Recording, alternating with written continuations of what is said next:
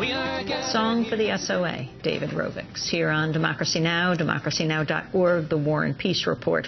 I'm Amy Goodman with Juan Gonzalez. Juan? We turn now to Iraq, where a deadly car bomb in the northern city of Kirkuk has killed up to 40 people and injured another 100. Today's bombing came hours after U.S. troops withdrew from major Iraqi towns and cities, marring celebrations on a day that is now officially declared as National Sovereignty Day, a public holiday. Tuesday's bombing is the latest in a string of recent attacks that have killed over 250 people in the past 10 days. Despite the formal pullback, some troops will remain in Iraqi cities, while the majority of the 130,000 U.S. troops will remain on bases scattered across the country. The Iraqi Prime Minister, Nouri al-Maliki, and President Jalal al-Talabani praised the achievements of, quote, the new efforts to rebuild Iraq based on democracy. President Obama also praised the pullback and called it a step towards Iraqi sovereignty. It's a part of our strategy to responsibly end the war by removing all American combat brigades from Iraq by next September, and of all of our troops from Iraq by the end of 2011. So the Iraqi people are rightly treating this day as a cause for celebration. This is an important step forward as a sovereign and united Iraq continues to take control of its own destiny. Now, make no mistake, there will be difficult days ahead. We know that the violence in Iraq will continue. We see that already in the senseless bombing in Kirkuk earlier today. And there are those who will test Iraq's security forces and the resolve of the Iraqi people through more sectarian bombings and the murder of innocent civilians. But I'm confident that those forces will fail. Meanwhile, the top U.S. commander in Iraq, General Ray Odierno, said allowing Iraqis to take charge of their cities is, quote, psychologically important to them. Today was an extremely important day for Iraq, and it's psychologically important to them.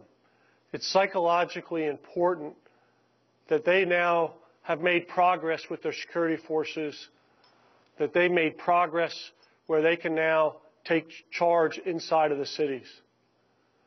It's important for us that we understand this and recognize this and allow them to exercise that authority. For more on Iraq, we're joined on the line from Baghdad by McClatchy reporter Sahar Issa, an Iraqi citizen. We're also joined by Democracy Now! Video stream by award-winning investigative journalist Jeremy Scahill, who's also written extensively about this, author of the best-selling book Blackwater, The Rise of the World's Most Powerful Mercenary Army, writing extensively about the National Sovereignty Day at his blog, rebelreports.com. Sahar, let's begin with you. Tell us what's happened in Iraq, both National Sovereignty Day, the response of Iraqis, and the bombings that have taken place as well. National Sovereignty Day, of course, is a day that is celebrated by the heart of all Iraqis. You must know that Iraq is a proud country, and Iraq is a proud people. It is difficult for them not to be happy at the action of foreign troops leaving their cities and their streets. At the same time that they are happy to gain control over their streets and cities, there is doubt in their hearts whether the Iraqi security forces are actually adequate to the task that is in front of them in the coming days, weeks, and months of keeping the peace and keeping the population secure. This is at the bottom of the doubt that you see. Is the Iraqi force actually adequate to the task? The Iraqi force is infiltrated by many. The Iraqi force has been formed upon somewhat sectarian lines. The Iraqi force also, because of the administrative corruption, has many people who have brought in their relatives, their friends, their neighbors, people who are not professional. And after 6 years, perhaps it would be a legitimate question to ask and to forward to the American forces after 6 years of training. They have undertaken to present Iraq with a new force after dismantling the old one. Why isn't the Iraqi force actually adequate to the task? The people of Iraq ask this question. It is the first question they ask. They are still not confident that the Iraqi forces are capable. And of course, unfortunately, giving proof of this is that the terrorists or the insurgents or whatever we want to call the groups that are actually taking out the innocents are capable of hitting when they want and where they want, in spite of checkpoints, in spite of explosive detectors, in spite of, to tell you the truth, the cooperation even with the people, with the forces. Nevertheless, the violent attacks are taking place. In Kirkuk it took place, in Sadr City it took place only one day after the American forces left it. It was said by a Sadrist prominent politician to us that this is a message to people in Sadr City. Do not be happy that the U.S. forces are leaving.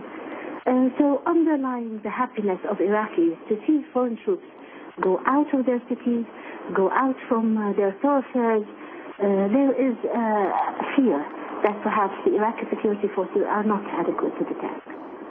Sahar Issa, what about the ability of the Iraqi government to provide basic services to the population? There's obviously many reports of corruption within the government and continued infighting among the various factions. How has the public seen the ability of the government to administer the society? To tell you the truth, if you look back a little bit, you will find that with the height of violence that only started coming down in the beginning of 2008, and while human life was at stake, violence was like a blanket, cutting off perception of what is really happening inside the Iraqi government, because everything was so clouded, people were hurt, they couldn't look further than their loss. But when the violence ebbed after the beginning of 2008, people started picking up the reins of their lives, looking around to see what is going on. And they found horrendously that the government is totally riddled with corruption. It is totally built on tribal and sectarian bases, where people have their relatives in very sensitive places simply to make the profit. And the confidence in Iraqis that they had at first when they went to elect their government, they lost this confidence. They said, then what is the difference? If it is going to be tribal again, what is the difference between this government and the past, even if it is elected, if it is going to use the same lines? And that is, of course, part of the problem, is that it is not a matter of just putting a government out there. The problem is this government needs to gain the confidence of the people. It needs to give them something that they can hold on to. It needs to look at their very difficult lives. They don't have electricity. Outside this building, if I walk out now, it is so hot. Toys will melt in cars. Just to give you an idea, toys will melt in cars. That is the heat, and people don't have electricity. After 6 years, they don't have water in their homes. I spoke to a person yesterday in Bayya neighborhood while we were touring the city for reactions, and he said, how can I be happy with sovereignty if sovereignty has not brought me enough water to bathe? I can't wash my clothes. If I don't have electricity so I can sleep at night, what kind of sovereignty is this? We are struggling, my dear friends. We are struggling so hard to reach square one, and so far we haven't achieved it yet.